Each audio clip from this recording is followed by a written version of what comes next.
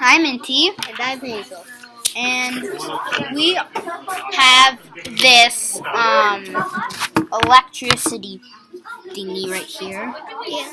And we think it's like a glow in the dark alarm clock sort of thing. Not glow in the dark, but it has like lights and stuff.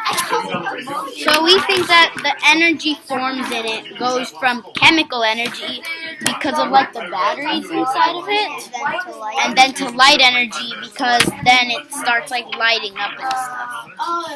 So And it can sound. and it doesn't like make a sound or anything, so we didn't make a sound. So that's basically what's in the little clock thingy mabobber. It's like a nightlight with a clock. Yeah, it has a clock underneath it, which is kind of cool because but it does have the wrong time. So. That's all energy. It's currently 12:13, and it says it's 2:03 a.m. That's not the right time.